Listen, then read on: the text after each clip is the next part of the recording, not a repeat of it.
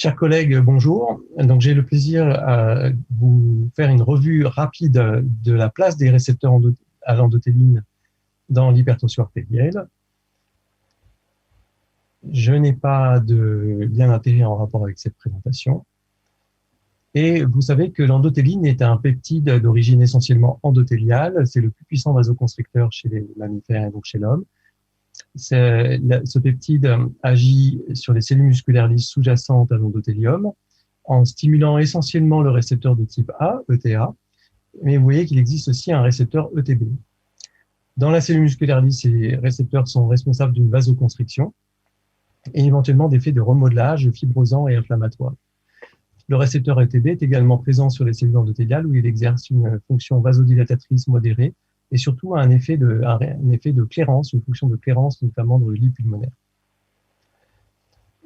20 ans de recherche expérimentale et clinique ont permis de montrer que les antagonistes pharmacologiques des récepteurs de l'endothéline ont des effets de réduction de la pression artérielle, mais aussi de prévention, de limitation du remodelage artériel et en particulier de la rigidité artérielle, des effets néphroprotecteurs importants, anti-inflammatoires et de restauration de la fonction endothéliale.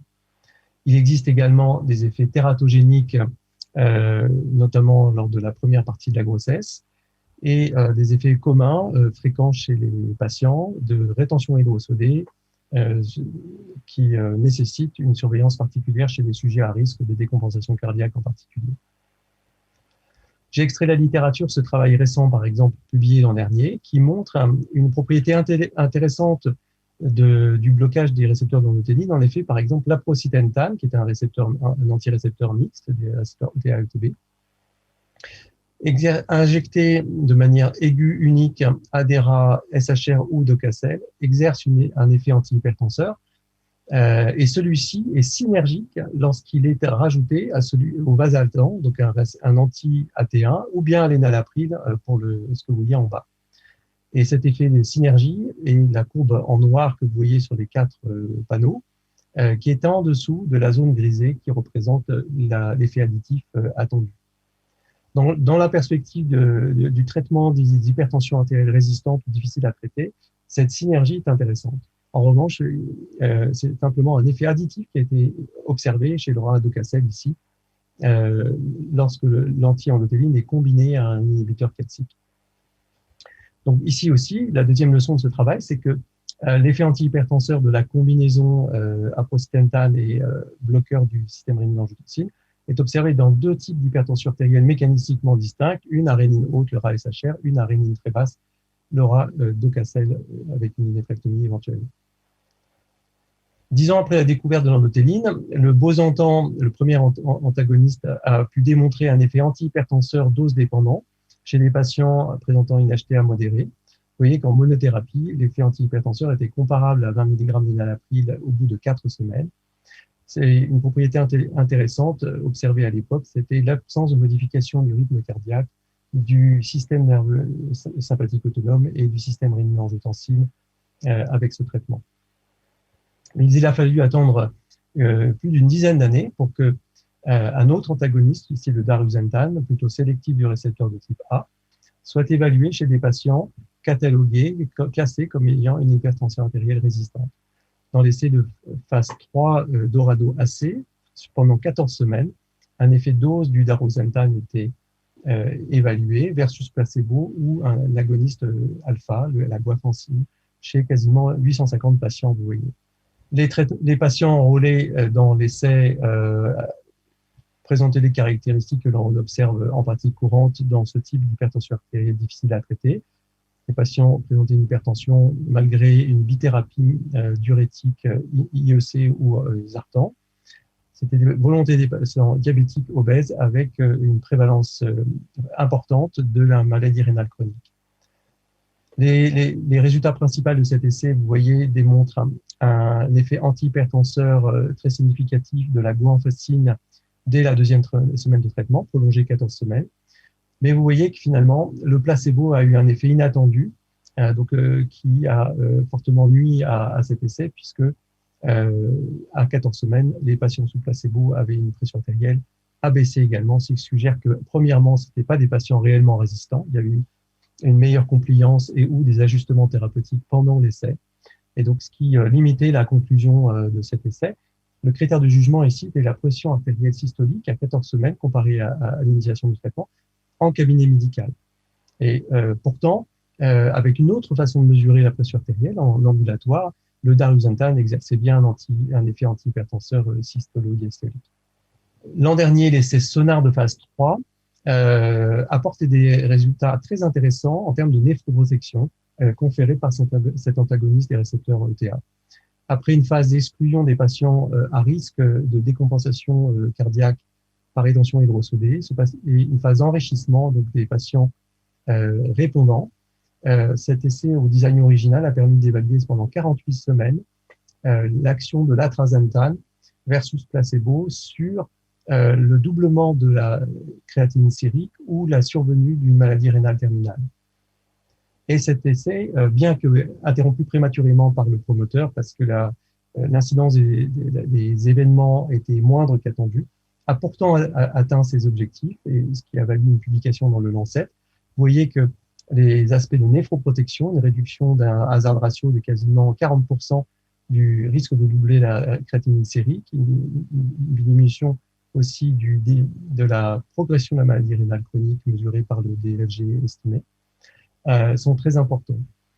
De manière inattendue, il y a également un effet sur la survenue, une limitation de la survenue des accidents vasculaires cérébraux non fataux. Maintenant, nous attendons les résultats de l'essai de phase 3 et c'est précision d'un autre antagoniste, l'aprocitentan, qui est ici évalué dans cet essai en plus d'un traitement maximal tel qu'il est recommandé par l'ESC, c'est-à-dire que des patients reçoivent une combinaison de valsartan, d'amlodipine et d'hydrochlorothiazide, puis ensuite sont randomisés pour recevoir 25 mg d'aprocitentan ou 12 mg versus placebo, tel qu'un essai de phase 2 avait pu démontrer. En monothérapie, ces deux doses étaient efficaces sur la pression artérielle et ici, tout le monde ensuite reçoit l'aprocitentan 25 mg pour évaluer l'effet sur la pression artérielle. Et en fait, nous attendons ces résultats pour peut-être l'année prochaine. Nous espérons donc de nouveaux développements thérapeutiques. Quel futur pour cette classe médicamenteuse? Eh bien, l'essai de phase 3 est en route, vous voyez. La littérature expérimentale et clinique suggère que les patients diabétiques, éventuellement néphropathes, pourraient bénéficier plus que d'autres de cette stratégie anti-endothéline. Peut-être aussi les cas d'hypertension artérielle maligne. Et des synergies sont attendues lorsque l'on combinerait les antagonistes des récepteurs d'endothéline aux diurétiques, aux inhibiteurs du système rénine-angiotensine, voire à un autre médicament à action diurétique, les glyphosines. Je vous remercie. Bonjour à tous. Alors, à l'occasion de cette session, nous allons maintenant aborder les modulateurs du système rénine-angiotensine-aldostérone. Avant de commencer, voici ma déclaration d'intérêt. Alors, pour rappel, pour les recommandations françaises, les bloqueurs du système rénine-angiotensine, les IEC ou les ARA2, sont un pilier du traitement de l'hypertension artérielle essentielle en mono, bi ou trithérapie. La spironolactone, elle, est réservée au traitement de l'hypertension artérielle résistante en quadrithérapie et de l'hyperaldostéronisme primaire. Il en est de même pour les recommandations internationales, notamment celles de l'ESC 2018, ici en haut, ou l'ISH 2020, ici en bas. Alors, les modulateurs du système rénine-angiotensine-aldostérone sont de vieux médicaments. Le premier de cette classe a été la spironolactone, utilisée dès la fin des années 50. C'est un puissant antihypertenseur, mais qui peut être mal toléré, avec un risque notamment d'hyperkaliémie, d'insuffisance rénale, de gynécomastie ou d'impuissance. Puis, il y a eu les IEC, aussi efficaces mais mieux tolérés. Puis, les ARA2, aussi efficaces mais encore mieux tolérés. Et les inhibiteurs de la rénine plus récents ont été abandonnés en raison d'un sur-risque d'hyperkaliémie et d'insuffisance rénale. Il existe dans la littérature d'autres molécules plus récentes qui peuvent avoir un intérêt dans l'hypertension artérielle. Les nouveaux antagonistes des minéralocorticoïdes, les inhibiteurs de la néprilysine ou les inhibiteurs cérébraux de l'aminopeptidase A.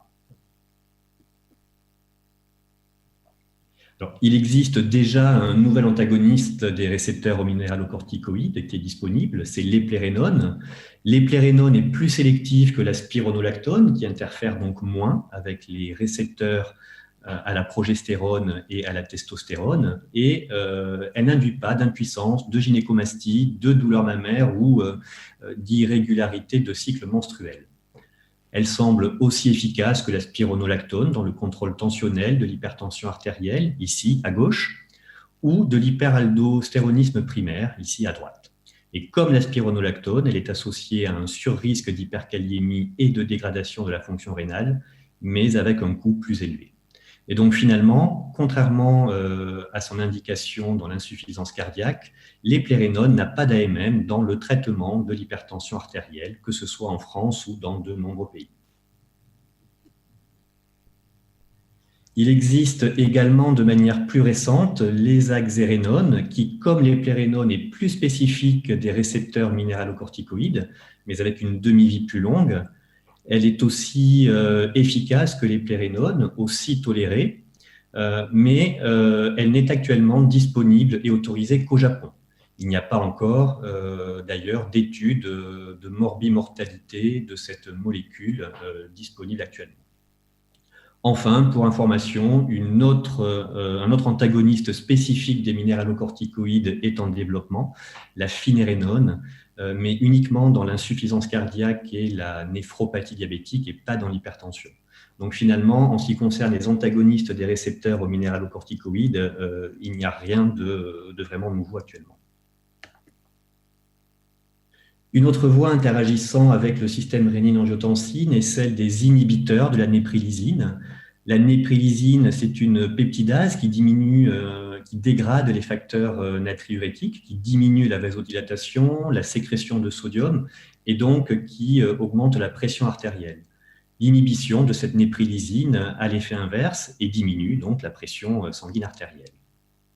Les inhibiteurs de la néprilysine interagissent avec l'angiotensine 2 et potentialisent les effets des IECRA2. Ce type d'association avait déjà été testé dans l'hypertension artérielle avec l'association d'omapatrilate comme inhibiteur de néprilysine avec l'énalapril. Mais cette association avait été abandonnée en raison d'un surrisque d'angioëdème puisque les deux molécules augmentent les bradykinines et le risque d'angioëdème. Puisque les ARA2 n'entraînent pas ce risque d'angioëdème, un nouvel inhibiteur de néprilysine, le sacubitril, a été utilisé en association au valsartan, mais cette fois dans l'insuffisance cardiaque à fraction d'éjection ventriculaire gauche altérée, avec la très grande efficacité sur la morbimortalité qu'on lui connaît. Cette association avait été testée dans l'hypertension artérielle essentielle avec une efficacité sur les chiffres tensionnels systoliques et diastoliques en essai randomisé. Quelques méta-analyses ont montré que cette association faisait mieux que les ARA2 seuls, une meilleure efficacité et pas de véritable surrisque à court terme. Mais finalement, cette stratégie n'a pas été développée dans l'hypertension et on peut se demander si ce n'est pas pour se consacrer au traitement de l'insuffisance cardiaque. Et finalement, cette stratégie n'est actuellement pas développée dans l'hypertension.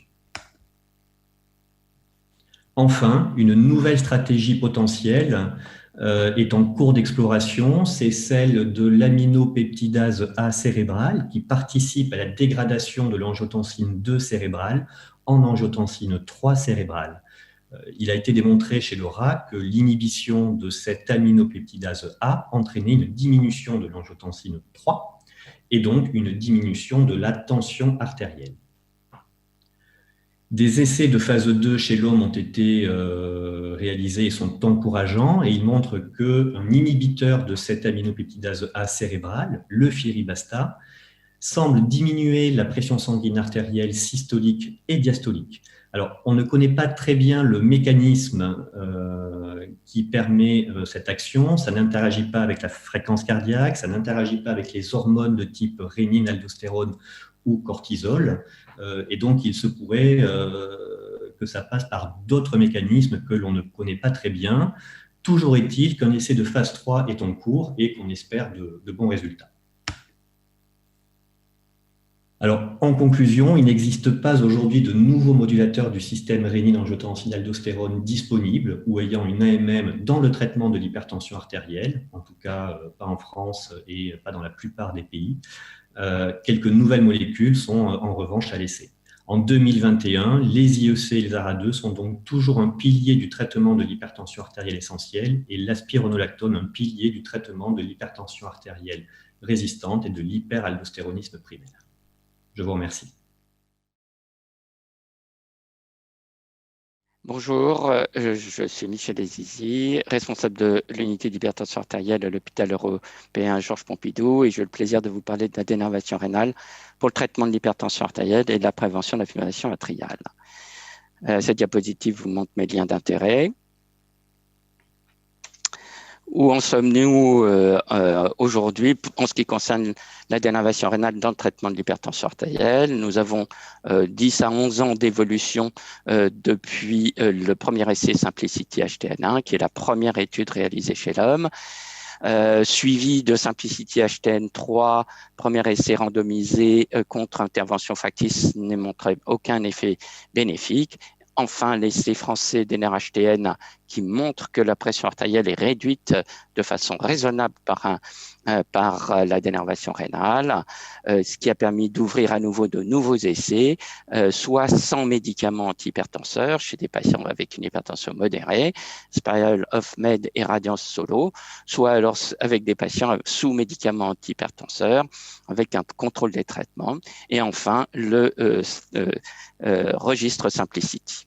Quels sont les résultats des nouveaux essais thérapeutiques? Eh bien, vous avez ici sur la partie gauche de la diapositive les 3 essais Radiance Off-Med, Radiance On-Med, Radiance Solo, avec un suivi court de 2 à 6 mois, un nombre de patients plus important dans le groupe Radiance HTN Solo, et vous voyez que la baisse de pression artérielle obtenue en mesure clinique, systolique clinique ou systolique ambulatoire et de l'ordre est similaire d'un essai à un autre avec une discrète amplification dans Spiral On-Med. Lorsqu'on compare les résultats obtenus à l'intervention fictive, vous voyez aussi que la marque de ces essais est la similitude des résultats, c'est-à-dire que la différence entre les deux groupes, dans Radiance Solo, sur la mesure ambulatoire diurne systolique est de 6 mm de mercure, elle est aussi de 6 mm de mercure sur les 24 heures. Dans Radiance Off-Med, elle est de 5 mm de mercure, et dans Radiance On-Med, elle est de 7 mm de mercure. Cette consistance des résultats confirme que la dénervation rénale abaisse bien la pression artérielle chez les patients hypertendus sans et avec médicaments antihypertenseurs. Alors, quels sont les effets à long terme? J'ai le plaisir de vous montrer les données de Radiance Solo de 6 à 12 mois qui vont être publiées le 28 décembre. Vous voyez que dans la première partie de l'essai où les patients étaient maintenus à l'insu de la randomisation, comme les médecins, eh bien, un protocole de traitement a été appliqué et on voit que la différence de pression artérielle observée à 2 mois se maintient jusqu'au 6e mois, et ce, si vous regardez les lignes en dessous, avec un nombre de traitements antihypertenseurs statistiquement inférieur dans le groupe d'énervation, ainsi qu'une dose qui est inférieure. À 6 mois, les courbes se rapprochent car les médecins et les patients ne sont plus à l'insu de la randomisation et les prescriptions médicales se font sur la décision médicale. Eh bien, vous voyez que les courbes vont se rapprocher, il n'y a aucun effet rebond alors que nous sommes à plus d'1 an de la dénervation rénale, l'effet reste stable et ceci avec un traitement antihypertenseur qui reste parfaitement stable dans le groupe d'énervation alors qu'il augmente un peu dans le groupe de sham. Les autres résultats obtenus au cours de l'année 2020 sont les résultats de l'essai Spiral of Med. Il y a une erreur sur la diapositive, qui est l'essai pivot avec un grand nombre de patients qui ont été randomisés. Et cette diapositive vous montre que la baisse de pression artérielle systolique est de l'ordre de 9 mm de mercure dans le groupe d'énervé, qui est différent de 6,6 mm de mercure en pression clinique du groupe sham. Et dans le groupe en mesure ambulatoire de pression artérielle, la différence est de 4 mm de mercure. D'autres données ont été accumulées cette année. Ce sont les données liées à la neurolyse chimique utilisant le cathéter Peregrine, qui a quelques pics que vous voyez traverser la paroi artérielle pour injecter de l'alcool absolu à très faible quantité, 0,6 ml, dans l'adventice artérielle rénale. Et cette étude est une étude observationnelle qui vous montre une baisse de 11 mm de mercure en mesure ambulatoire en pression systolique et de 18 mm de mercure en pression clinique, mais il ne s'agit pas d'un essai randomisé contrôlé. Donc, pour résumer, nous disposons de 3 méthodes de dénervation rénale, 2 où les données sont plus importantes, la dénervation par radiofréquence et celle par ultrasons dans les essais Radiance, qui ont montré leur sécurité d'emploi à court terme, leur aussi sécurité d'emploi à moyen terme pour ce qui est de la dénervation par ultrasons, une efficacité immédiate et une efficacité à 12 mois persistante pour la dénervation à ultrasons. Pour la dénervation qui est liée à l'alcool, les données sont plus faibles. Alors, j'aborde la deuxième partie de ma présentation concernant la neuromodulation dans le traitement des arythmies atriales. Cette diapositive montre que le système nerveux sympathique et son drive est susceptible de favoriser la fibrillation atriale et en particulier les arythmies paroxystiques, et la dénervation rénale est un des facteurs potentiels pour améliorer ce profil.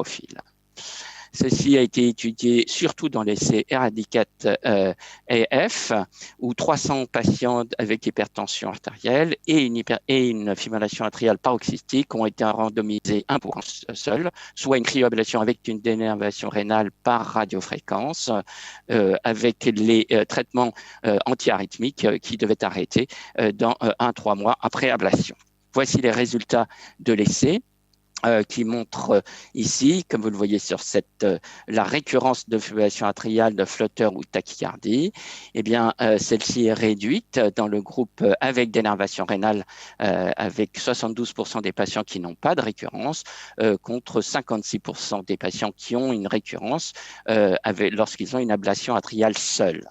Une dernière diapositive, une méta-analyse de la dénervation sur la récurrence de la fibrillation atriale a été publié, qui montre qu'il y a une réduction de l'ordre de 60% des récurrences lorsqu'on combine la dénervation avec Lyon. Pour conclure, la dénervation rénale réduit la pression artérielle et peut exercer un effet bénéfique antiarythmique chez les patients avec une fibrillation atriale symptomatique associée à une ablation atriale. Néanmoins, dans la plupart de ces essais, les modifications des traitements antiarythmiques qui peuvent influencer les récurrences de fibrillation atriale n'ont pas été reportées, et aucune de ces études n'ont inclus un bras avec une dénervation fictive. Enfin, les mécanismes de cette approche sont peu clairs et on ne sait pas quelle est la part liée à la baisse de pression artérielle et celle liée à des mécanismes indépendants de la baisse de pression artérielle. Je vous remercie de votre attention.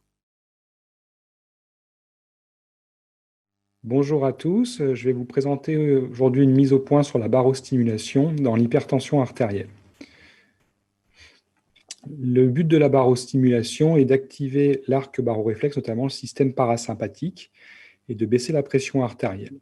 Je vous rappelle que l'arc baroréflexe comporte des mécanorécepteurs ou barorécepteurs situés au niveau de l'arche aortique et du sinus carotidien.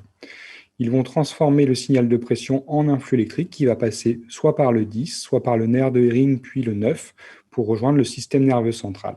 Ce dernier, après avoir intégré ces informations, va par des efférences avoir un effet sur le cœur et les vaisseaux pour moduler la pression artérielle. Le but de la barostimulation est d'implanter une petite électrode au niveau du sinus carotidien, à l'extérieur de l'artère, afin de faire baisser la pression artérielle des patients. Il y a eu de nombreuses cibles thérapeutiques au niveau du système nerveux autonome, notamment des cibles pharmacologiques comme les bêta-bloquants, les alpha-bloquants et les antihypertenseurs centraux. Plus récemment, la dénervation des artères rénales et enfin la barostimulation, qui est la seule thérapeutique visant les afférences du système nerveux autonome. Les anciens concepts physiologiques nous informaient que le système nerveux autonome avait surtout pour but de réguler la pression artérielle à court terme, notamment lorsqu'on se place en position debout. Mais des nouvelles données depuis les années 2000 nous démontrent que finalement, ce système nerveux autonome a aussi un rôle de régulation de la pression artérielle à long terme, et notamment il a des interactions avec le rein et le système rénine-angiotensin-aldostérone. Les premières données animales ont mis en évidence l'effet de la dénervation sino-aortique et de la barostimulation. Sur les graphiques de gauche, vous pouvez voir les ronds blancs qui correspondent au groupe de chiens qui a été dénervé. Eh bien, vous observez une augmentation de la pression artérielle moyenne, une augmentation de la fréquence cardiaque significative, et ce pendant 3 semaines. Pour le groupe qui est barostimulé, vous observez une baisse de pression artérielle et une baisse de fréquence cardiaque significative. D'un point de vue physiopathologique, quand on mesure les catécholamines, on observe une baisse de leur sécrétion plasmatique et une baisse du spillover quand la barostimulation est activée. Suite à ces résultats chez les animaux, une première étude de grande ampleur a été réalisée en 2011 avec le système REOS, qui est le premier système qui consiste à implanter 2 électrodes de barostimulation sur chaque carotide. Et dans cette étude, vous voyez, il s'agit de patients de 53 ans en moyenne qui présentaient une hypertension non contrôlée de grade 2 malgré 5 traitements antihypertenseurs. Ils ont été randomisés en 2 groupes. Le groupe A, qui a une implantation du device et son activation immédiate, et ce pendant 1 an, et le groupe B, qui a d'abord le device en position off pendant 6 mois, puis le device en position on. Concernant les résultats de cette étude, la pression artérielle a été évaluée sur la systolique et sur des mesures cliniques. Et bien, sur les résultats que nous observons, la baisse de pression artérielle à 6 mois dans le groupe A est de l'ordre de 25 mm de mercure, elle est de 15 mm de mercure dans le groupe contrôle. Et à 1 an, on voit qu'elle augmente et qu'elle est de l'ordre de 30 mm de mercure sur ces mesures cliniques. Le nombre de patients contrôlés dans le groupe A à 6 mois est de l'ordre de 30%, il est de 20% dans le groupe contrôle, et à 1 an, on obtient à peu près 40% des patients contrôlés.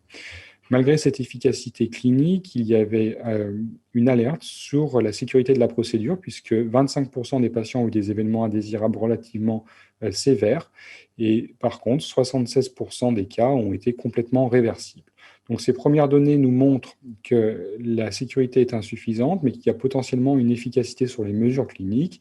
Le groupe contrôle n'est pas forcément très représentatif parce qu'il y a une baisse de 15 mm de mercure initialement, malgré l'absence d'activation du traitement. Est-ce lié à un effet direct de la suture de l'électrode ou des modifications thérapeutiques chez ces patients? L'étude ne pouvait le répondre. Suite à ces données, il était donc important de créer un deuxième système qui avait plus de sécurité, et c'est le système Barostim Neo. Ce système ne comporte qu'une seule électrode, et du coup, la chirurgie est moins lourde. Il n'y a pas d'essai actuellement randomisé contrôlé sur le Neo. Par contre, il y a une étude qui a utilisé un score de propension pour comparer par rapport aux résultats de la première génération, et comme vous le voyez, la baisse de pression artérielle avec le système Neo est du même ordre sur les mesures cliniques systoliques qu'avec le système REOS. Concernant la sécurité, elle est meilleure puisqu'on diminue par 2 dans le suivi des patients les risques d'événements indésirables observés. Et concernant la longévité, nous observons une longévité bien meilleure avec le système Neo, puisque vous voyez, pour REOS, il y avait à 2 ans plus de 80% des patients à qui il fallait changer la batterie, alors qu'avec Neo, plus de 2 tiers des patients ont encore une batterie active. Donc les données de Neo nous disent que la sécurité est meilleure, que la baisse de pression en ouvert semble intéressante, mais sur des mesures cliniques, et par contre, nous n'avons pas de groupe contrôle. C'est donc sur ces données-là que les recommandations de 2018 de la Société européenne d'hypertension ne recommandent pas l'utilisation du dispositif en dehors d'essais cliniques, puisque le dispositif est coûteux et nécessite une chirurgie complexe. C'est donc tout l'intérêt d'avoir mis en place une étude qui s'appelle ESTIME-RHTN, avec comme investigateur coordinateur le professeur Rossignol et le professeur Azizi. Cette étude vise les patients hypertendus résistants sous quadrithérapie antihypertensive, qui vont être randomisés soit dans un groupe contrôle avec un traitement médical seul qui pourra être optimisé, soit dans un groupe expérimental pour lequel il y aura une barostimulation qui sera mise en place, avec une titration progressive de l'intensité de la barostimulation. L'efficacité sera évaluée de façon beaucoup plus précise par des mesures ambulatoires de la pression artérielle à 6 mois et 1 an. La sécurité sera bien sûr analysée et surtout, il y aura une évaluation médico-économique pour voir si le système est également rentable de ce point de vue-là. Les résultats ne sont pas encore publiés de cette étude, elle est toujours en train de recruter et nous espérions avoir d'ici 2 à 3 ans les résultats d'ESTIME-RHTN. Dans l'attente de ces résultats, nous pouvons dire que la barostimulation permet une baisse de la pression artérielle à court terme, qu'elle a un niveau de sécurité qui doit être précisé et qui est probablement meilleur avec le deuxième système de mise en point, qu'elle a probablement un effet à court terme sur la baisse de pression artérielle, mais que l'effet à long terme doit être mieux évalué. Par rapport à la dénervation des artères rénales, elle est donc un peu en retard concernant la sécurité et l'efficacité, mais l'avantage de ce système est d'avoir un ajustement au cours du temps qui peut être modulé et surtout un effet complètement réversible si on arrête la barostimulation, ce que n'a pas la dénervation rénale. Voici donc pour cette mise au point sur la barostimulation. Je vous remercie de votre attention.